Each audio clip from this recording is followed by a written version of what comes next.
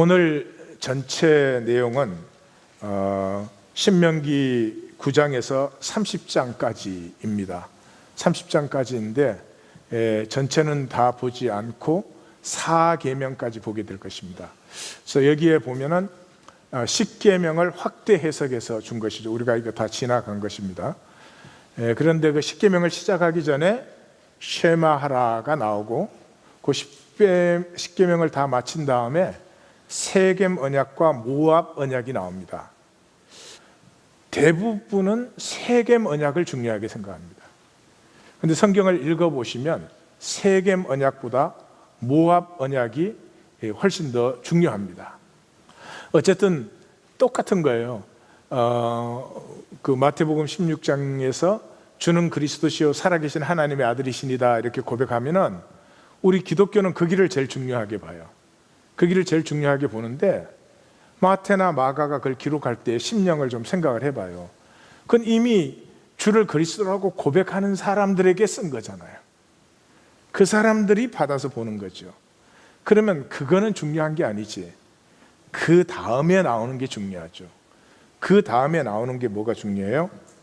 너는 하나님의 일을 생각하지 않고 사람의 일을 생각하는도다.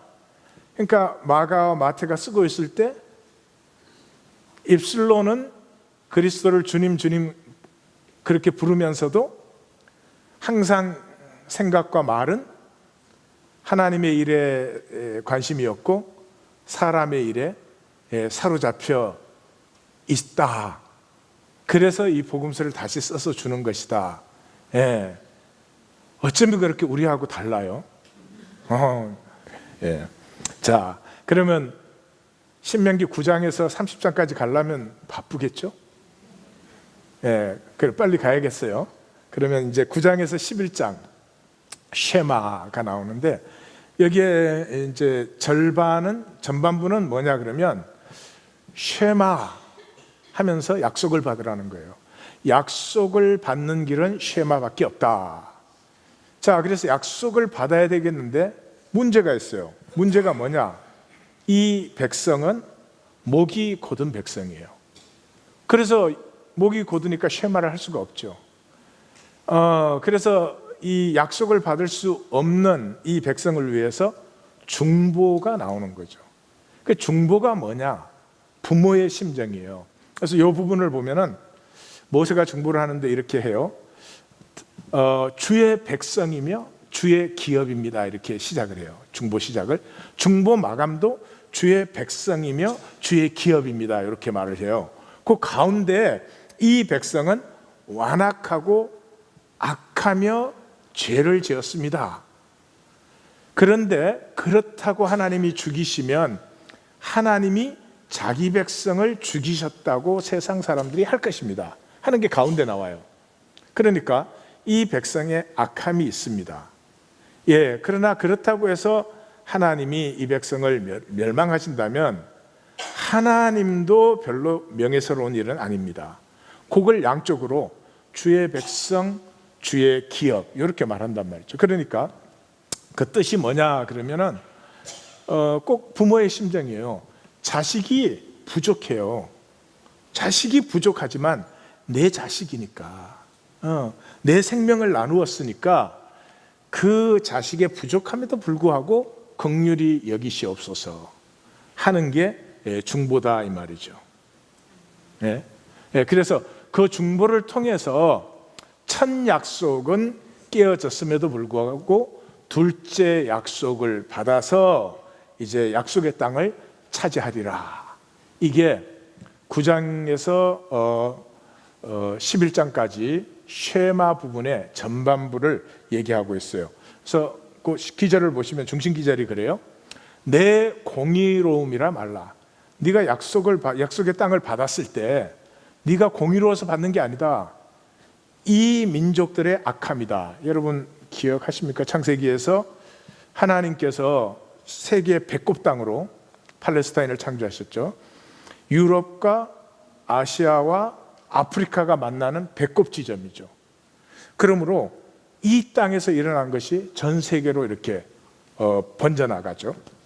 그러는데 그래서 이 땅이 썩어버리면 온 땅이 썩는 것이고, 이 땅이 생명으로 살면 온 땅이 사는 것이죠. 그래서 그 백성들을 거기에 넣어줬는데 그 백성들이 악해지는 거죠. 점점 썩어지는 거죠. 그래서 결국은 이 백성들을 이 땅에서 제하여 버릴 수밖에 없을 때 하나님께서 이스라엘 민족을 출애굽시켜서 이 땅에 이렇게 넣으시는 것입니다. 그래서 이 사람, 그 왜 그런지 모르겠어요. 팔레스타인처럼 그 우상이 많은 지역이, 그렇게 많은 신들이, 그렇게 많은 이상한 종교들이 그렇게 모인 지역이, 땅은 제일 작은 데서 이상하게 큰 거죠. 그래서 너의 정직함도 아니다, 이 민족들의 악을 제하고 나의 뜻을 이루기 위해서 너희에게 준 것이다. 그래서 결론이 내 공의가 아니다. 너는 목이 곧은 백성이다. 이제 그럼에도 불구하고 중보로 너희가 이제 약속을 받은 것이다. 그걸 기억해라, 그런 것이죠. 이제 그 다음에 보면은 이 백성들의 그 죄악에 대한 그 표현이 계속 나와요. 자기를 위하여서 악을 행하고 하나님을 경노하게 하고 크게 죄를 지었고 거역하였고 듣지 아니하였고, 그리고 총결론이 너희가 항상 여호와를 거역하여 왔느니라.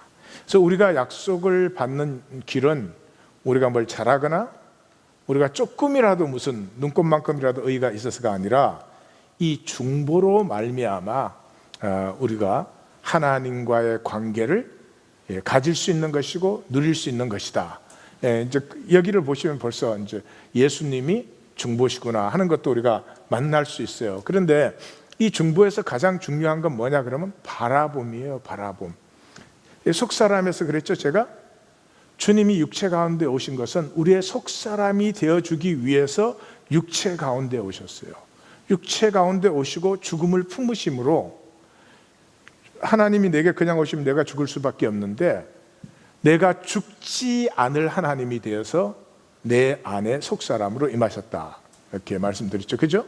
그러니까 내 속사람이 되어 주었을 때 내 영혼은 그 내 속사람을 바라봄으로 주님을 닮아가고 주님과 하나가 되고 그렇게 되는 것이죠. 그래서 우리 순모임의 가장 핵심은 바라봄입니다.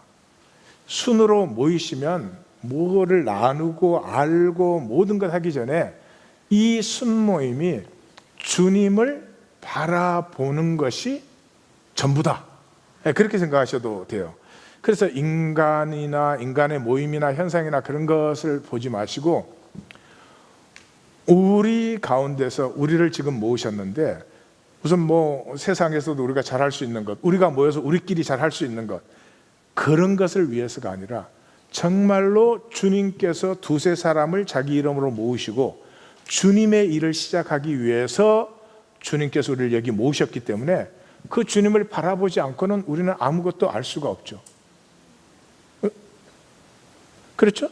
아니 우리가 무슨 뭐를 열심히 하자든지 뭐 묵상해갖고 말씀 막 깊이 나누자 이러면 우리끼리 하면 되는데, 우리를 부르신 주님께서 우리 가운데 주님의 뜻을 이루신다면, 그러면 우리가 할 수 있는 건 주님이 도대체 뭘 하고 계시나 어디로 가시나 잘 바라봐야 되는 거죠. 그러니까 순이 모이시면 이걸 분명히 하셔야 돼요. 우리가 이 자리에 왜 있습니다?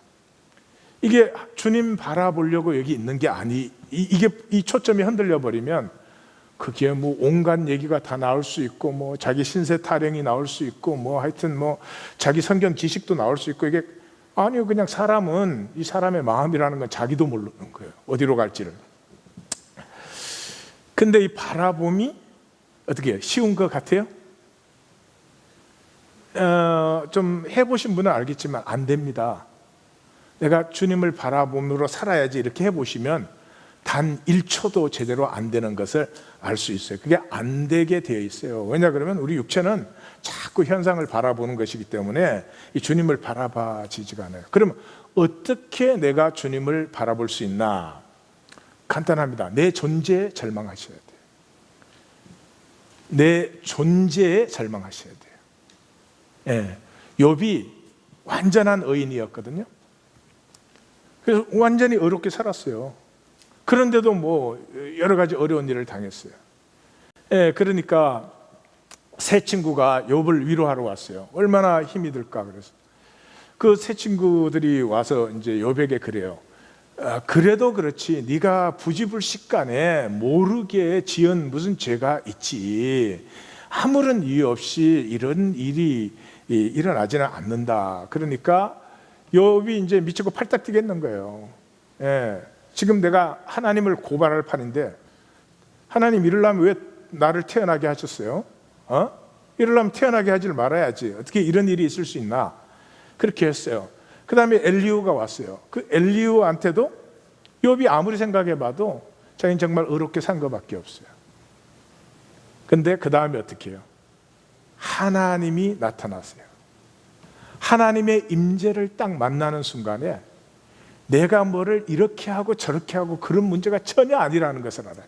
내 존재 자체가 하나님의 영광 앞에 쓸 수 없는 허무한 존재예요. 그 존재가 딱 나타났을 때 뭐라 그래요?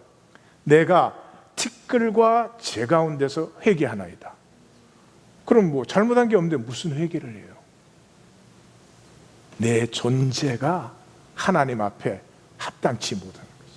내 몸을 불사르게 내어주어도 내 존재 자체에는 의가 없어요. 내 존재에 대한 절망이 없는 사람은 참 우리 얘기인데 평생이 참 힘들어요. 남이 눈곱만큼만 뭐 이상하게 내 마음대로 안 해도 얘기를 안 해도 그만 섭섭하고 허무하고 불안하고 두렵고 뭐 온갖 일들이 일어나는 거죠. 그 아무것도 아닌 내 의라고 하는 게 나한테 있으니까 그걸 지켜야 되고 거기에 대해서 누가 건드리면 이 몸살 나죠. 그건 성도님도 그렇고 저도 그렇고 그런 거죠. 그거 건드리면 그냥 굉장히 힘든 거죠. 내 존재 자체가 죽음의 존재예요. 내 존재 자체가 절망의 존재다 하는 내 존재에 대한 절망이 있으면 그다음 바라볼 것이 주님밖에 없어요. 주님밖에 없어요. 은혜 아니면 내가 아무것도 아니니까. 그래서 오직 내가 은혜 아니면 말 한마디가 허무하게 느껴지는 그런 자리에 들어가시죠. 자, 쉐마의 이제 후반부 거기에서는 쉐마가 복과 저주의 분기점이다 그렇게 돼 있어요. 그런데 참 재밌지 않아요? 이렇게 하나님의 복을 약속을 해요. 그러면서 이제 광야의 승리를 얘기했죠. 이 광야에서 너희가 하나님의 은혜로 출애굽했고 수많은 표적들을 보았고 하나님이 너희 가운데 임재하시며 하나님이 너에게 언약을 주시고 그러므로 너희는 복을 누려라. 복은 위로 올라가게 그랬어요. 저주는 밑으로 나락으로 떨어지게 그랬어요. 절대 저주를 받지 말아라. 그러면서 그 복을 받고 저주를 받지 않는 길은 끊임없이 하나님의 약속을 바라보는 것이다. 그래서 내가 말씀을 줄 테니까 말씀을 손목에 메고 미간에 붙이고 이번 주일부터 우리는 다 성경책 하나씩 붙이고 오는 거예요. 여기 집에 앉았을 때든지 길을 갈 때든지 뭐 누웠을 때 일어났을 때 나갈 때 문설주에 붙이고 들어올 때 바깥문에서 복에 붙이고 그렇게 오로지 말씀 하나님의 약속만을 바라봄으로 너희는 승리하는 것이다. 그러면서 결과가 이 쉐마를 하느냐 안 하느냐가 복과 저주가 갈라지는 것인데 너희는 꼭 복을 누리고 저주를 받지 말아라. 이게 이제 10장 12절에서 11장 마지막까지예요. 근데 얼마나 재밌어요. 저 시작하는데 보면 저 네모는 뭐라고요? 쉐마 이스라엘들은 하나님의 약속을 말씀을 들으라 그렇게 나오는 부분이에요. 저 동그라미 점은 뭐라고요? 마음을 다하고 뜻을 다하고 힘을 다하고예요. 이걸 도표로 딱 그려보면 시작하는 부분에서 쉐마 다하여라 쉐마 광야의 승리에서 쉐마 다하여라 복에서 쉐마 다하여라 쉐마 다하여라 쉐마 다하여라 다시 끝나는 데서 쉐마 다하여라 쉐마 이렇게 나와요. 자, 여기에 핵심 기절이 뭐냐 이거예요. 10장 16절에서 마음에 할례하고 목을 곧게 하지 말라. 그러면서 결론에서 이렇게 해요. 복과 저주를 너희 앞에 두었다. 그러니까 마음에 할례하는 것이 복이고 목을 곧게 하는 것이 저주고, 이렇게 대충 되는 게 보이시죠? 자, 그 마음에 할례하고 목을 곧게 하지 않는다는 말이 뭐냐 그러면 중심의 진실이 생길 때 그래요. 내가 중심의 진실이 있으면 살아있는 게 고마워요. 내 곁에 누가 있는 게 고마워요. 근데 중심의 진실이 없고 거짓이 들어서 있으면 이것도 마음에 안 들고 저것도 마음에 안 들고 불안과 두려움이 많고 그래요. 그 중심의 진실이 뭐예요? 주님을 사랑하는 거예요. 성도님들, 주님을 사랑하십니까? 잘 점검해 보세요. 내가 중심에 주님을 사랑함이 없는데 그 다음에 기도하면 뭘 하겠으며, 예배하면 뭘 하겠으며, 찬송을 하면 뭘 하겠으며, 내 몸을 불사르게 내어주면 뭘 하겠습니까? 그 종교는 이것만 빼고 다 하죠. 얼마나 어리석은 것이. 모든 것을 다 하고 하나님의 복이 아니고 저주를 받게 되는 것이죠. 근데 이게 마음에 드냐고요. 이거 갖고 몸부림을 쳐보신 분은 알아요. 안 돼, 안 돼. 안 돼요. 그러면 내 눈을 평생을 가려서 내가 보지 않으면 그러면 중심의 주님을 사랑, 그것도 안 되지. 딱 한 길밖에 없어요. 십자가의 아픔을 만나야 돼요. 십자가가 뭐예요? 하나님의 아픔이 나타난 거죠. 이 땅을 아파하시는 하나님의 아픔이 나타난 게 십자가죠.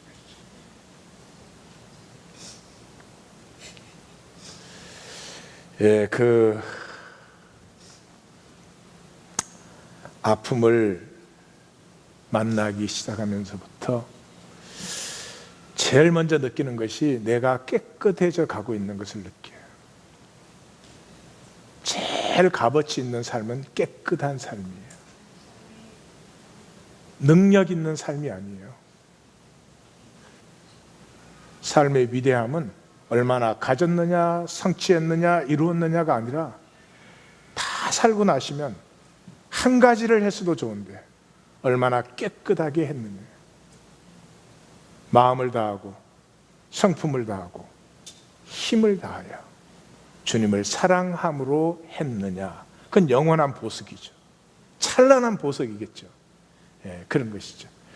그래서 우리 순모임으로 모이시면은 항상 우리가 이 자리에 있는 이유는 우리가 함께 모여서 주님을 바라봄으로 우리 중심의 진실이 회복되고 주님을 사랑하는 마음이 회복되어 어떻게?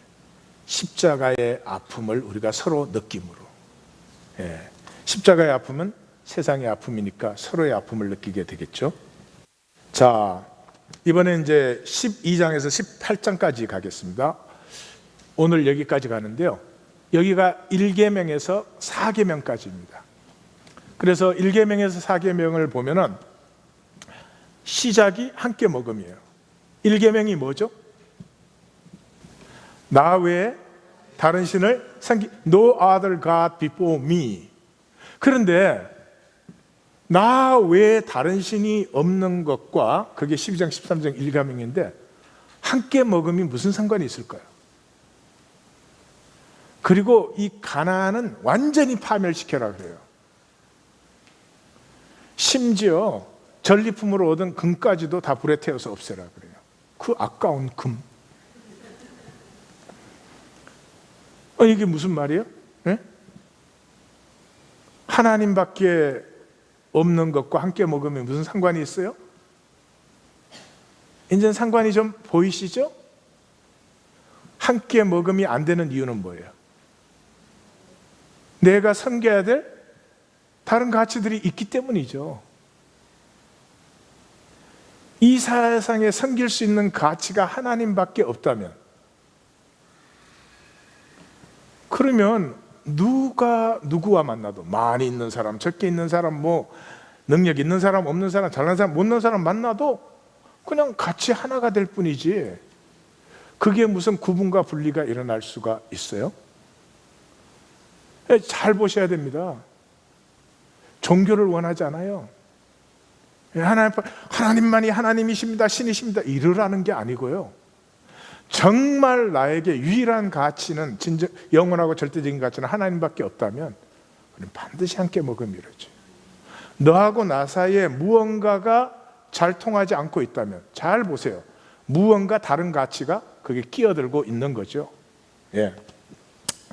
그래서 13장은 이 가나안 문화를 완전히 파멸시켜라, 모든 가치를 완전히 파멸시켜라, 그런 거죠. 그리고 그 한가운데 14장의 핵심이 장례와 정결과 11조가 나와요. 그 다음에 안식일 세절기가 나와요. 그 총 결론이 뭘로? 이스라엘의 섬김이들, 왕과 제사장과 선지자에게로 끝나요. 좀 들어가서 볼까요? 그러면 제일 처음에 1계명에서 그렇게 나와요. 자기 이름을 두시려고 택하신 곳에서 요 앞에서 먹고 즐거워하라, 함께 즐거워하라, 택하실 곳에서, 여기 지금 가나안 땅을 지금 막 들어가기 직전이죠 지금. 그러니까 이제 택하실 곳에서 함께 먹고 즐거워하되, 그렇게 나오는 거죠. 그러니까 택하신 곳에서 함께 먹는 것이 하나님을 섬기는 거죠. 그러면 택하신 곳이라는 건 장소일까요? 어떤 장소를 얘기하는 걸까요? 아닌 것 같아요. 질문하는 폼이 맞아요. 내용은 모르겠지만. 근데 예수님이 장소 아니라고 그러셨어요. 어디에서 그러셨을까? 이 산에서도 말고 예루살렘에서도 말고, 장소 문제가 아니에요. 여기 택하신 곳이라고 하는 것은 하나님 안에서 약속된 자리를 얘기하는 거죠. 그렇죠? 그래서 이 예루살렘에 모일 때 우리가 하나님 안에서 약속한 자리라는 게 중요한 것이지, 이 세상에 물리적으로 예루살렘 외에서는 하나님 섬길 수 없다, 그건 새빨간 거짓말이다. 그래서 그것 때문에 돌에 맞아 죽은 사람이 있어요. 누구죠? 스데반의 설교가 뭐예요? 언제 아브라함이 예루살렘에서 하나님 만났어? 아니지, 저 이방 땅에서 만났지. 모세가 예루살렘에서 하나님 만났어? 아니야, 이방 땅 호렙산에서 만났잖아. 하나님의 역사가 예루살렘에서 있은 적이 있느냐? 다윗 때 나타나고 성전이 세워진 이후로는 나타난 적이 없어. 너네가 여기 성전 지어놓고 하나님 역사 여기만 있다 그러면 너네 혼난다. 그래갖고 그만 맞아 죽었대요. 그래서 이 총 결론이 뭐냐 그러면, 택하신 곳에서 우리가 약속한 자리에서 함께 먹고 즐기는 것이다. 그러니까 우리 순모임은 약속한 자리에서 예수님의 이름으로 모여서 함께 먹고 즐거워하는 것이다. 그렇죠? 근데 그 피는 먹지 말라. 피는 생명이다. 이랬죠. 그러니까 무슨 말이에요? 피는 혈기죠, 혈기. 혈기는 에고에서 나오는 거죠. 생기는 영생케 하는 하나님의 기죠. 성령의 기운이죠. 그러니까 우리 순모임은 어떻게 해요? 선짓국 안 먹는 거예요? 아니요. 혈기를 내려놓고 하나님의 생기로 충만함을 받는 자리다. 그래서 처음부터 이게 분명해야 돼요. 순모임에 나오면 무조건 혈기를 내려놓는 거예요. 혈기를 내리면 생기는 저절로 충만해요. 생기 받는 건 걱정하지 마. 혈기를 비우는 걸 걱정을 하셔야 돼요. 옆에 분에게 말이죠. 넌 좀 어렵겠다. 야.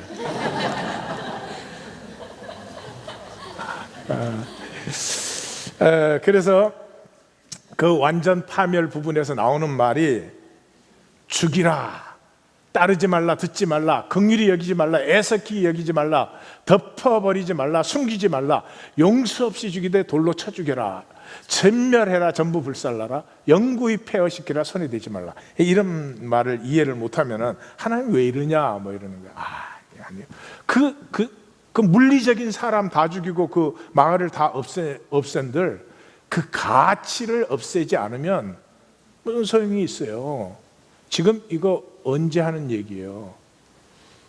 주전 적어도 15세기 내지 2000년 전 그 시대의 사람에게 하는 이야기예요. 그러니까 잘 알아들어야 된다 이 말이죠. 그 다음에 가운데 부분이 들어와요. 가운데 부분에서 장례와 정결과 11조 세 가지를 얘기해요. 왜 갑자기 난데없는 장례가 나오냐? 장례가 문화의 출발점이요. 인간은 이렇게 아버지 돌아가셨는데 그냥 이제 끝났구나 그러고 쓰레기장에 갖다 버리는 인간은 석기 시대에도 없었어요. 인간 문화의 출발이 장례식에서 있어요. 장례식에서. 근데 여기를 시작할 때 이렇게 한단 말이에요.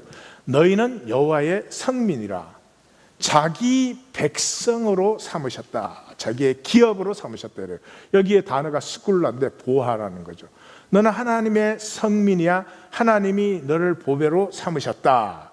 그러기 때문에 세상 문화를 따라가지 말라 그러는데, 인간에게서 인간 문제는 거짓이죠. 성경이 싸우는 건 거짓 하나밖에 없어요.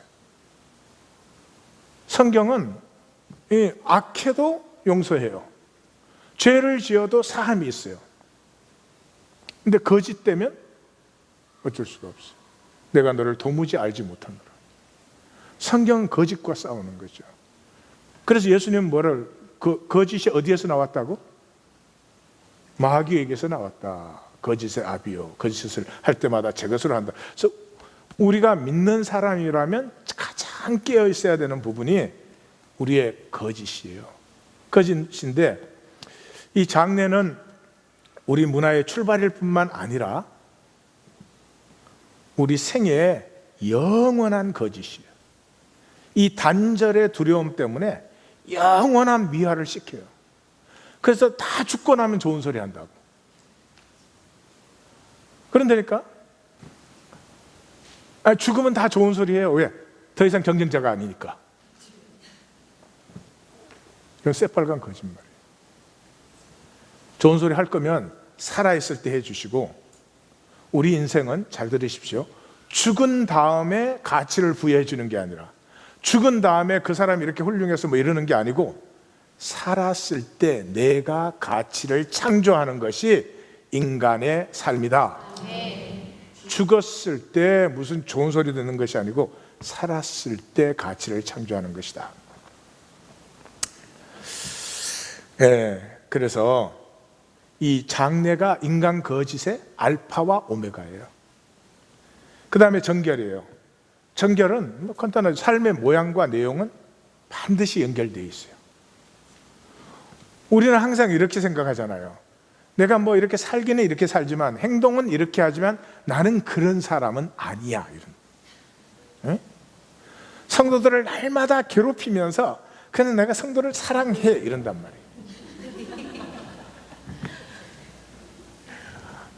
말이에요. 그렇지 않다 이 말이죠.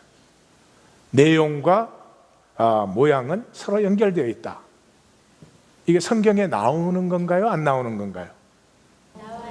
나와요? 어디에서 나와요? 하나님이 사람을 창조하시되 우리의 형상을 따라 우리의 모양대로. 삶의 내용은, 우리 존재의 본질은 하나님의 형상이에요. 그러나 존재하는 모습은 하나님의 모양처럼. 그래서 이 내용과 모양은 불가분의 관계를 가지고 있는 것이다. 그래서 우리의 삶은 정결해야 됩니다. 정결이 핵심이 있죠. 아까 그랬죠? 결국 한 세상을 살고 나서 다른 사람 평가는, 하나님 평가는 절로 간두세요. 하나님 뭐 날 보고 잘났다 그러면 못났다 그러면 무슨 상관이 있어요. 자, 내가 내 삶을 보니까 아무런 가치가 없어. 근데 하나님은 괜찮다 그래. 그 하나님의 괜찮다 하심을 내가 누릴 수 있어요, 없어요? 내가 누릴 수 있어요, 없어요? 없어요. 그게 인간이에요. 그게 인간이에요. 인간은 굉장히 책임적인 존재예요. 어떤 사람이 죽어서 이렇게 천국에를 왔어요. 그랬더니 베드로가 천국 문을 딱 지키고 있는 거예요. 그 사람이 딱 독차하니까 베드로가 이러는 거예요. 이쪽은 천국이고 이쪽은 지옥이에요. 어느 쪽 갈 거예요? 이러는 거예요.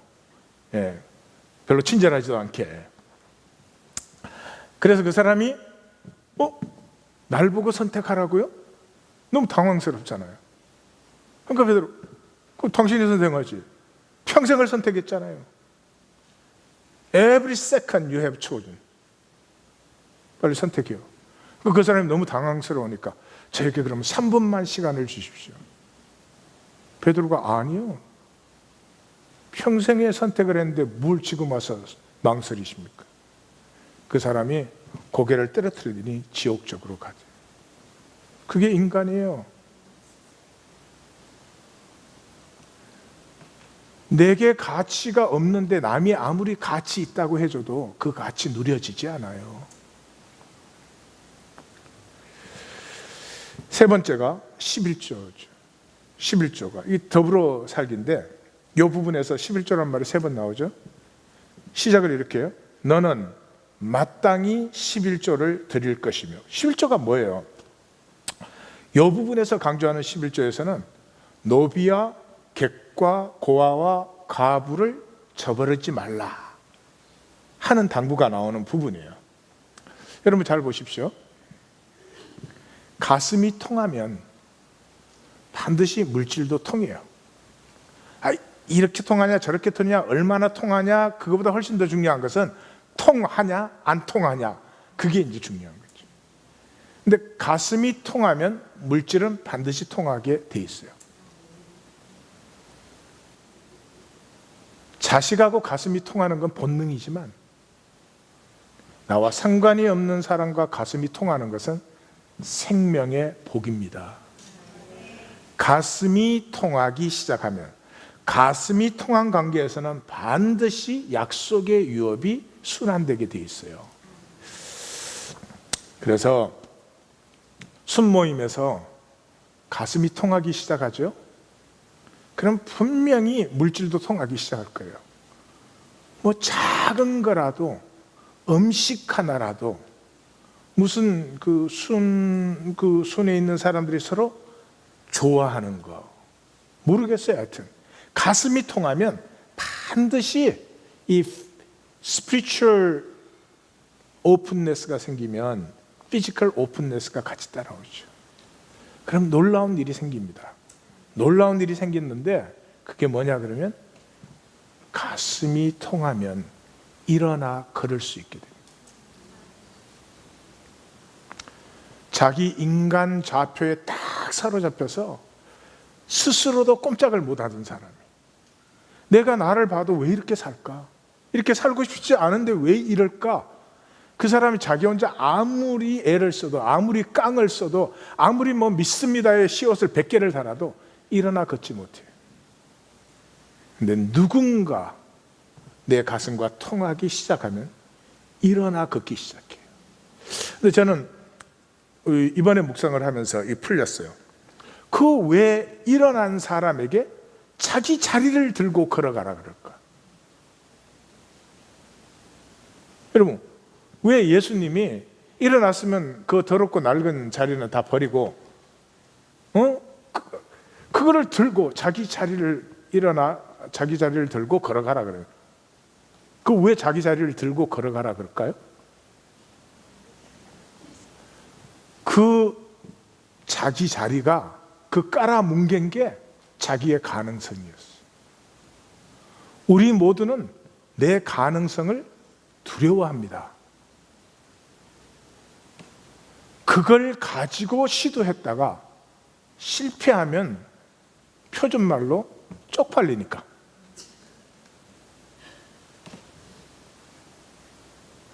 실패하면 사람들이 얼마나 우습게 보겠어요. 그래서 하나님이 창조한 내가 피어나지 않은 모든 삶은 내 가능성을 내가 깔아뭉개고 있어요. 이제는 내 가능성을 들고 걸어갈 때가 되었습니다. 그것을 가꿀 때가 되었어요. 그래서 순으로 모이시면은 피할 것은 세상에서 할 수 있는 건 피하세요. 요즘 모이면 또 선거 얘기하기 좋잖아요. 예? 그런 얘기는 세상에서도 얼마든지 하잖아요. 그러니까 그런 얘기는 하지 말라고.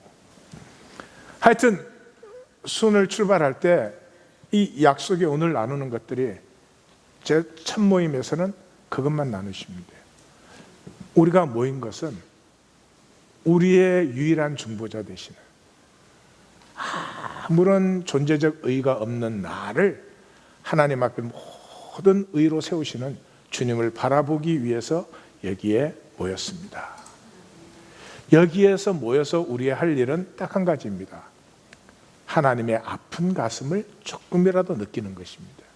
느끼는 것만큼 중심의 진실이 회복되고 주님을 사랑하는 마음이 회복이 됩니다. 그것을 할 수 있는 곳은 여기밖에 없습니다. 그러니까 우리가 순으로 모였을 때는 세상에서 할 수 있는 건 하지 맙시다. 그거 얼마든지 세상에서 하니까. 우리가 여기서 가꿀 것은 세상에서 할 수 없는 것을 가꾸십시다. 이렇게 하는 거죠. 그래서 15장 7절에서 11절까지 너무 길어서 줄여놨어요. 거기 보면 그래요. 마음을 완악히 말며 내 손을 움켜쥐지 말고 내 손을 펴서 넉넉히 구워주라. 악한 생각을 하지 말라. 반드시 내 손을 펴라. 여기 악한 생각하지 말라. 그 본문을 보시면 그 말이에요. 이 이스라엘 백성을 이렇게 구워줬다가 7년째가 되면 빚이 다 탕감이 돼요. 그 6년 11개월 됐는데 누가 좀 빌려달라 그러는 거야. 예? 그러면 7년째 되면 그냥 탕감되니까. 내 손을 펴라, 내 손을 주라, 내 손을. 사랑하는 성도님들, 손을 펴는 것이 복될까요? 움켜쥐는 것이 복될까요? 남편과 아내 사이에 움켜쥐는 것이 복될까요? 펴는 것이 복될까요? 우리 서로 사이에 마음을 닫는 것이 복될까요? 마음을 여는 것이 복될까요? 복된 걸 다 알죠. 근데 그게 잘 안 돼. 자, 마지막으로 이제 절기가 나옵니다. 제일 첫 번째는 무교절이 나오죠. 예, 무교절의 핵심 기절은 고난의 떡을 먹으라, 나온 날을 기억하라. 그거예요. 나온 날을 기억하라. 애굽에서 자유케 되어서 나온 날을 기억하라. 애굽에서 나올 때 나의 능력이나 나의 계획이나 나의 지혜나 그런 건 아무것도 없었죠. 그렇다고 하면은 내 평생에 가는 길에는 하나님의 은혜가 필요해요. 그러면 하나님의 은혜가 풍성하려면 어떻게 하면 되겠어요? 하나님의 길에 서 있으면 돼요. 하나님이 그냥 복을 주시는 게 아니고 내 복은 이런 길로 온다라고 가르쳐 줬잖아요. 그 길에 있으면 복은 저절로 임하는 거죠. 그죠? 복 받으려고 애쓰는 게 아니죠. 그래서 나온 날을 기억하라. 이 말은 제가 이 부분 설명할 때 이런 말씀을 드렸어요. 나의 불확정성을 기억하십시오. 불확정성을. 우리는 다 이래요. 내가 계획을 세우고 내가 열심히 노력하면 잘 될 것이다. 그런데 평생에 우리가 경험하는 것은 내가 계획 세우고 기도하고 열심히 하는데 사실 별로 제대로 된 게 없어요. 특별히 무엇보다 자녀가 제대로 안 돼요. 왜 그러냐? 불확정성의 원리예요. 내 삶이 연결된 것은 나는 내 현상 목표는 못 보지만은 내 삶에 연결된 것은 무한이에요, 무한. MIT에 에드워드 로렌츠라고 하는 교수님이 계셨어요. 이 교수님이 기상학자로서는 세계의 권위인데, 이 날씨를 예측할 수 있는 이 방정식을 12개를 발견을 했어요. 그래서 그 12개의 변수를 이렇게 갖다가 넣으면 이제 대충 지금부터 일주일간, 지금부터 한 달간, 몇 년간 이렇게 대충 날씨들이 이제 나오게 되는 거예요, 변수에 의해서. 근데 한 번은 화장실을 갔다 왔어요. 화장실을 딱 갔다 왔는데 컴퓨터를 딱 보니까, 아니, 자기가 넣어서 나왔던 결과하고 너무나 다른 결과가 컴퓨터에 딱 나와 있는 거예요. 이게 도대체 무슨 일인가? 누가 컴퓨터를 만졌나? 그랬어요. 근데 아무도, 들어온 사람도 없고 만질 사람도 없고 그래요. 그래서 조사를 해봤더니 이 컴퓨터 프로그램이 소수점 4자릿수 이하는 무시하게 돼 있어요. 근데 그 수백 개의 변수 중에 한 변수를 자기가 넣을 때는 소수점 6자리까지 넣었어요. 0.506127 그렇게 넣었어요. 그렇게 넣었을 때 그 리졸트가 쫙 나온 걸 봤을 때 이제 이렇게 되는구나 이랬어요. 근데 화장실을 갔다 오는 동안 컴퓨터가 프로그램에서 자동적으로 소수점 4자리 이하 0.000127은 싹 무시해버린 거예요. 완전히 다른 결과가 나온 거예요. 거기서 불확정성의 원리라는 위대한 원리를 발견했어요. 이 세상의 삶의 어떤 부분도 우리는 정확하게 예측할 수는 없다. 이 자그마한 변수 하나가 무엇을 만들어낼지는 우리 인간으로서는 절대로 알 수 없는 불가능한 영역이에요. 그래서 거기에서 이 유명한 버터플라이 티어리라는 게 나왔어요. 아마존에서 나비 하나가 날개를 한 번 더 졌었느냐 한 번 더 덜 졌었느냐에 의해서 텍사스의 폭풍이 일어날 수 있느냐 없느냐가 결정이 되는 거예요. 그게 우리의 삶의 현실이에요. 내가 주인 되어서 내 식으로 살면 안전하고 행복할 것이라고 하는 것은 참으로 미련한 일이다. 자, 그 다음에 77절. 77절은 핵심 기절이 노비와 레이와 객과 가부와 함께 즐거워하라. 함께 즐거워하라. 자, 이 부분에서는 Theory of Complex, 복잡계 이론을 제가 말씀드렸어요. 복잡계 이론도 프린시플은 똑같아요. 해봤더니 모든 것이 연결되어 있다는 거죠. 모든 것이 연결되어 있는 건데 연결되는 것이 연결되지 않는 것보다 훨씬 더 풍성한 결과를 가지고 온다.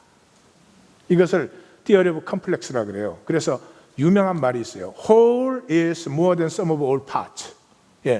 모든 부분의 합계보다 이것이 하나가 되면은 100배, 60배, 30배의 풍성함을 이룬다, 이런 거예요. 절 따라서 해볼래요? Whole is more than sum of all parts. 그렇습니다. 그게 너희 중에 노비, 레이, 객, 고아, 가부 이런 사람이 있으면 그 사람들 싹 따돌리고 너네끼리 잘 먹으면 더 이익되고 좋을 것 같이, 그렇지 않다는 거예요. 절대로 생명은 그렇지 않아요. 부족하든 가난하든 못났든 함께 품어서 하나가 될 때 모두가 더 풍성하게 되는 것이다. 그 다음에 이제 세 번째가 초막절이에요. 초막절의 핵심 기절은 뭐냐? 함께 즐거워하되 온전히 즐거워할지어다. 초막절이 이제 최고의 축제의 기간이에요. 여기에서는 Theory of Networking, 이걸 생산성의 이론이라 그래요. 자, 이렇게 연결됐는데 Theory of Complex를 보았죠. 그러니까 우리가 서로 연결되는데 이게 시스템이나 조직으로 연결되었을 때보다 유기적으로 연결되었을 때 훨씬 더 풍성하다는 거예요. 무슨 말인지 아시겠죠? 그죠? 그러면 조직이나 물리적으로 연결된 게 아니라 유기적으로 연결됐다는 말은 무슨 말이죠? 우리 순이, 교회에서 이렇게 편성해 줬으니까 우리가 순이야가 아니라 서로가 함께 기쁨을 나누기 시작할 때, 답을 말해버렸네. 유기적이라는 말은 이 기쁨을 누린다는 말이에요. 그러니까 남편과 아내로 결혼하면 이렇게 하나잖아요. 근데 이제 살다 보면은 유기적 하나가 아니고 조직적 하나가 돼가지고, 그러면 이제 굉장히 괴로워진다 그런 거죠. 자, 그래서 목표는 뭐냐? 17장, 18장 제일 마지막 부분이에요. 목표는 생명의 기쁨을 가꾸는 거예요. 그게 뭐냐 그러면 다스림의 권세를 회복하는 것이에요. 그래서 왕과 제사장과 선지자를 말하는데, 거기에서 얘기해 주는 것은 하나님이 인간을 다스림의 존재로 창조하셨는데 그 다스림의 권세를 어떻게 회복하는가 하는 것을 사실 보여주고 있어요. 첫 번째는 왕이죠. 왕에게는 3 don't and 3 do 그렇게 해요. 왕은 세 가지, 병마나 아내나 은검을 많이 두지 말라. 그 다음에 세 가지를 해라. 하나님의 말씀을 평생 읽고 여호와를 경외하는 것을 배우고 그것을 지켜 행하기. 그러나 진정한 다스림은 어디서 출발돼요? 자기를 다스리는 데서 출발돼요. 자기를 다스릴 수 있는 사람은 만유를 다스릴 수가 있어요. 지금 병마를 많이 가지고 아내를 많이 가지고 은검을 많이 가지는 것은 왜 그럴까요? 왜 그럴까요? 자기 다스림이 없기 때문에 그렇죠. 다스림의 권세가 없기 때문에. 자, 제사장은 여호와께서 그들의 기업이 되시니, 그러니까 여호와가 기업이니까 이 제사장은 여호와만을 바라야 되겠죠. 그래서 이 제사장이 이스라엘 온 땅 어떤 성읍에서든지 간절한 소원이 있으면 무조건 그 자리에서 섬기게 해줘라, 허락해라 이렇게 되어 있어요. 그러니까 제사장에게 있어서 가장 중요한 것은 여호와가 기업이기 때문에 중심의 진실로 여호와를 사랑하는 것, 그것이 제사장의 핵심 부분이다. 그 다음에 이제 우상 숭배를 경고하는 게 나오고, 그리고 선지자가 나와요. 그러니까 선지자가 사실은 우상 숭배를 경고하는 사람들이죠.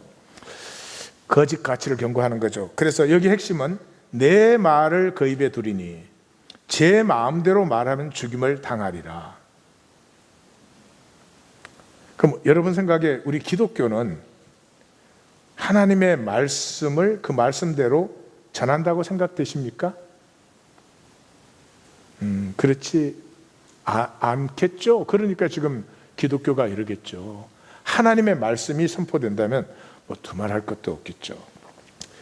구약에서도 그렇고 기독교 2000년 사에서도 그렇고 항상 거짓 선지자와 참 선지자의 비율은 이게 뭐 숫자가 되지가 상대가 안 되죠. 상대가 엘리야는 850대 1이었죠.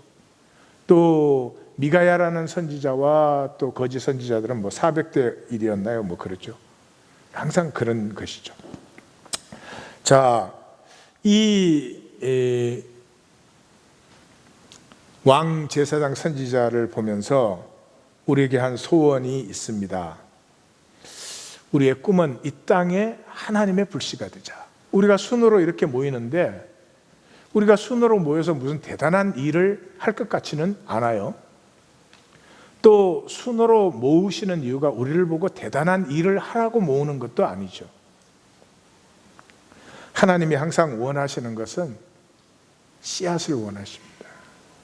씨앗은 이제 심어지면 열매를 뭐 몇천 배, 몇만 배 하니까요. 존 F 케네디가 대통령에 당선됐을 때 사람들이 물었어요. 유명한 일화예요.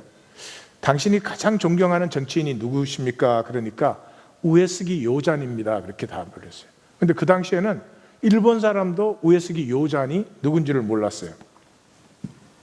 이 요잔 에도 시대 사람인데요. 그 번주가 17살 때 번주가 되어요. 번주가 다이묘라고 하는 것인데 연애자와 변이라고 하는 거, 우리로 말하면 스테이트도 주죠. 여기가 뭐 120만 석을 생산하던 그런 부요한 번이었어요. 근데 우에스기가 이렇게 다이묘가 돼가지고 취임할 때는 120만 석을 생산하던 번이 15만 석을 생산하고 있었으니까 사람들이 굶어 죽고 애가 나면 살 수가 없으니까 사람들이 튼튼한 아이만 고르고 나머지는 죽이는 거예요. 그리고 심지어는 아이를 먹는 일까지 일어나고, 그러는 번에 번주로 이제 임명이 돼서 그 번에 도착을 하는 거예요. 번에 도착을 하는데 일단 가는 길에 작물이 없어요. 그래서 너무나 절망적인 거예요. 어떻게 해야 될지 몰라서. 그래서 그 도착을 해가지고 그 방해를 들어갔더니 세상에 번주가 도착을 하는데, 그러면 그 방을 따뜻하게 데워놓고 그랬어야 될 거 아니에요. 그런데 번주를 맞이하는 방에 화로에 화로불이 다 죽어 있는 거예요. 그게 상상이 가시죠? 그래서 그 우에스기 요잔이 그 화로를 이렇게 뒤지겼어요. 그랬더니 그 안에 불씨가 조금 남아 있는 거예요. 그걸 보는 순간에, 그렇지, 이 번이 아직 불씨가 꺼진 건 아니지, 죽은 건 아니지. 그래서 그 불씨를 갖고 입으로 바람을 불어가지고 옆에 종이를 대고 이렇게 해서 불을 일으켰어요.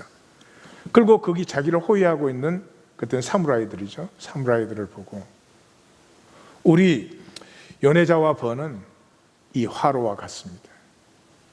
마지막 불씨가 남아있습니다. 나와 함께 이 불씨를 살리십시다. 그 젊은 번주의 그 결단에 너무나 감동을 받은 거예요. 그래가지고 그때부터 그 특수 작물들을 기르고, 그 다음에 우리 전 세계에 퍼진 비단 잉어, 이게 연애자와 번에서 시작된 거예요.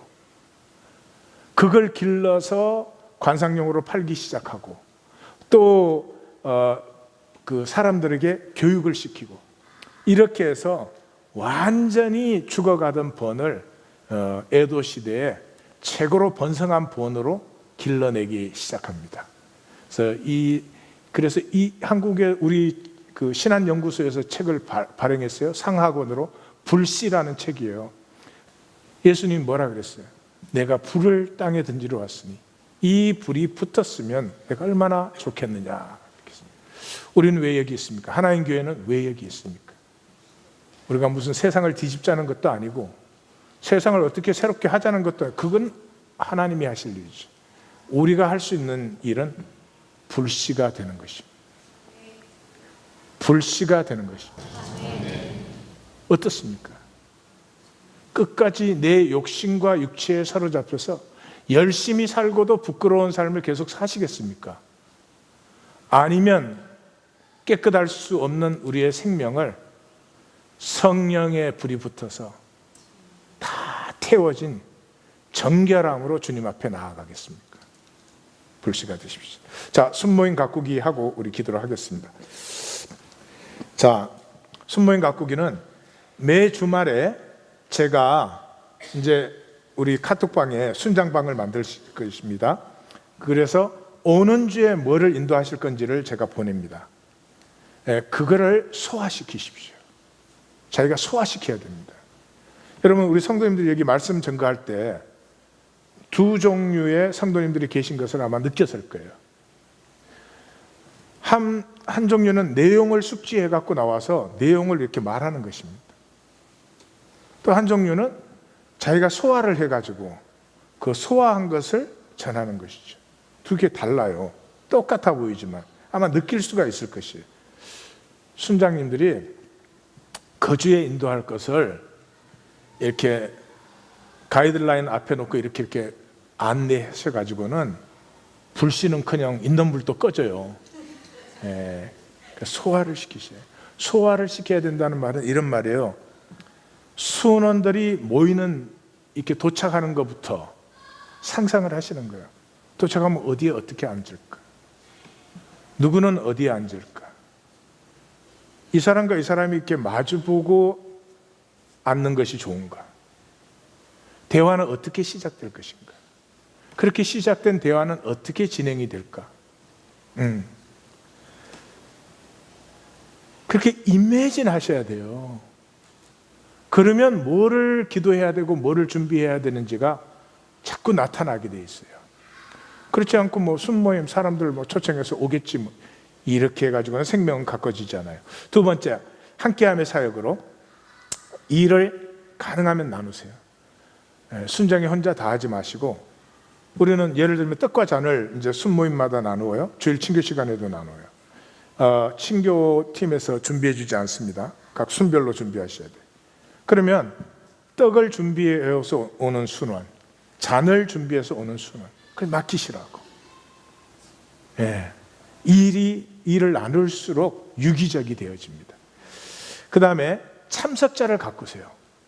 그래서 이 자칫 잘못하면 이게 이제 그 참석을 잘 안 하거나 못하는 사람한테 우리가 신경을 더 쓰기 쉬워요.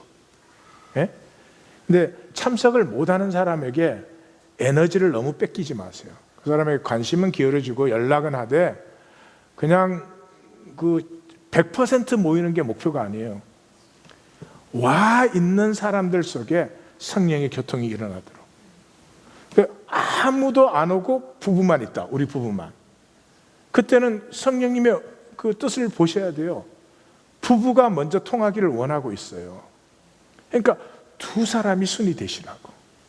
반드시 그렇게 되면은 순원들도 이렇게 참가하게끔 그렇게 되어져요. 그러니까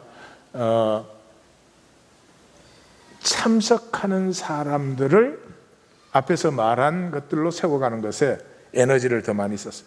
그 다음에 먹음을 간단하게 하십시오. 그래서 메뉴의 즐거움이 아니라 성령의 기쁨을 누리시기를 바라요. 그 간단하게 해서 매주 또 컵라면이다. 그거 해라는 말은 아닌 건 알겠죠. 그 다음에 서로 나눔을 할 때 찬스만 있으면 나오는 말을 주의하세요. 우리 모두는 그런 걸 갖고 있어요. 그만 찬스만 있으면 딱 나오는 말이 있어요. 그게 그 사람의 가슴과 생애를 여는 열쇠예요. 그래서 그런 말이 이 반복되는 말이 캐치가 되면은 기도하셔야 돼요. 성령님만이 그걸 풀어주실 수가 있고 성령님의 교통을 이루어낼 수가 있어요. 그러니까 고 순장님에게 그런 영적 센스는 있어야 된다. 11월부터 모임과 친교, 주일 친교와 우리 가정에서 모이는 모임에 떡과 잔을 나누십시오. 그래서 10월달 이번 주, 다음 주 두 번 제가 친교실에서 전체적으로 할 때 다시 한번 주의 깊게 잘 보셨다가 순장님들도 똑같이 안 하셔도 돼요. 그 흐름을 아셔야 되는 거죠. 그 다음에 6번째, 7번째는 순으로 모이는데 인도 대상을 정하세요. 뭐 당장 정하지 않아도 돼요. 이 순에게 어떤 sense of objectivity, 어떤 우리가 그냥 모이는 것이 아니라 모임 속에서 우리가 무언가를 추구하고 있다는 그런 센스를 만들어가는 거죠. 그래서 우리 모임에 인도할 대상을 정하세요. 기독교인이 아니면 제일 좋은 것이고, 그게 서로의 추천을 받아서 적어도 한 가정을 딱 정해서 그 한 가정을 위해서 계속 기도하면서 그 한 가정을 인도하는 그 기도를 계속하는 거죠. 그 다음에 함께함의 사역을 기도하고 정하십시오.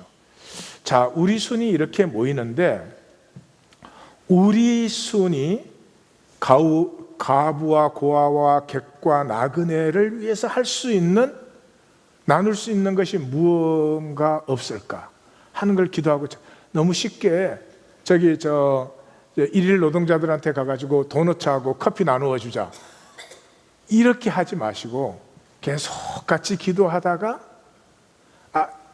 우리가 이걸 참 보람 있게 갖고 봤으면 좋겠다. 그런 것이 있을 때 6번과 7번은 당장 정하지 않으셔도요, 어떤 목적 의식을 던져주는 것이다, 그런 것이죠. 오케이. 그리고 장소는 집에서 모이는 게 좋은데 꼭 집에서 모이시기 힘든 경우에는 교회에 와서 모이셔도 됩니다. 미리미리 사전에 연락만 해주시고, 그 다음에 이제 순이 모이시면 스스로 정하세요. 우리는 매주 모일 것인지, 한 달에 3번 모일 것인지, 한 달에 2번 모일 것인지. 2번 이하는 없어. 예. 그러니까 5주 있는 때도 있으니까 매주 모이시든지, 매주 모이시는 게 제일 좋겠죠. 근데 그 매주 모이시려면 그게 분명해야 돼요. 절대로 세상에서는 가꾸어지지 않는 것을 우리가 모였을 때 가꾸러 여기 모였다. 이제 그것이 되어지기 시작하면 모임 날짜가 오히려 기다려지죠. 자, 오늘 촌별로 그러면 기도회를 하겠습니다. 잠깐 우리가 촌별로 한번 같이 쭉 모여보세요. 지금 촌별로 다 앉으셨죠, 그렇죠?